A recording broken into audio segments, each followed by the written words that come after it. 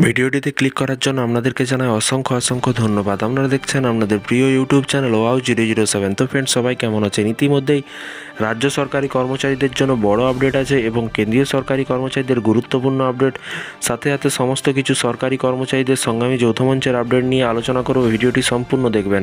এখানে বলা হয়েছে 8 পে কমিশন এই তারিখ থেকে কিন্তু লাগু হতে চলেছে। 8 পে কমিশন তথ্য দিল কিন্তু সরকার। 8 পে কমিশন শুরু হতে চলেছে, বড় আপডেট, এবং সাথে সাথে রাজ্য সরকারি কর্মচারীদেরও কি ডিএ বৃদ্ধি করতে চলেছে, চলুন দেখে নেওয়া যাক। এখানে বলা হয়েছে বর্তমানে সরকারি কর্মচারীদের জন্য সপ্তম বেতন কমিশন প্রযোজ্য। দীর্ঘদিন ধরেই অষ্টম বেতন কমিশনের দাবি জানিয়ে আসছিলেন কর্মীরা।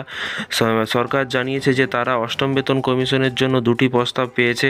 অষ্টম বেতন কমিশন গঠনের জন্য বাজেটের আগে কিন্তু সরকার 2টি চিঠি পেয়েছে। সরকারের বলছে যে বর্তমানে এই জাতীয় কোনো প্রস্তাব, এই ধরনের কোনো প্রস্তাব বিবেচনাধীন নেই। সরকার সংশোধনে এই বিষয়ে তথ্য দিয়েছে যে 2026 সালে 1 জানুয়ারি থেকে কার্যকর হতে চলেছে অষ্টম বেতন কমিশন। রাজ্যসভায় এক লিখিত জবাবে অর্থ প্রতিমন্ত্রী পঙ্কজ চৌধুরী জানিয়েছেন 2024 সালে জুন মাসে অষ্টম বেতন কমিশন গঠনের জন্য 2টি আবেদন জমা পড়েছে। বর্তমানে এই ধরনের কোনো প্রস্তাব সরকারের বিবেচনাধীন নেই।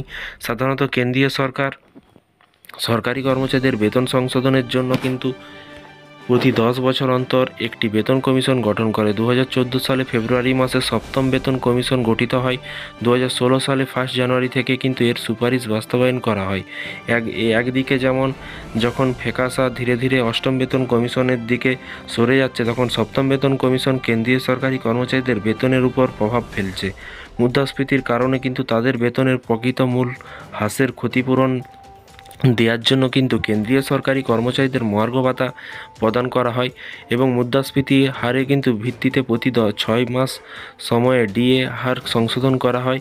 বেতন কমিশন হলো ভারতের সাধারণ নিযুক্ত একটি সংস্থা যা কেন্দ্রীয় সরকারি কর্মচারীদের বেতন কাঠামো, ভাতা এবং অন্যান্য সুযোগ সুবিধা পরিবর্তনের পরিচালনা এবং সুপারিশ করার জন্য কিন্তু দায়বদ্ধ। মুদ্রাস্ফীতি, অর্থনৈতিক প্রবৃদ্ধি এবং কাজের ভূমিকা পরিবর্তনের বিষয়টি কিন্তু বিবেচনা নিয়ে কিন্তু সাধারণত প্রতি 10 বছর পর এই কমিশন গঠন করা হয়।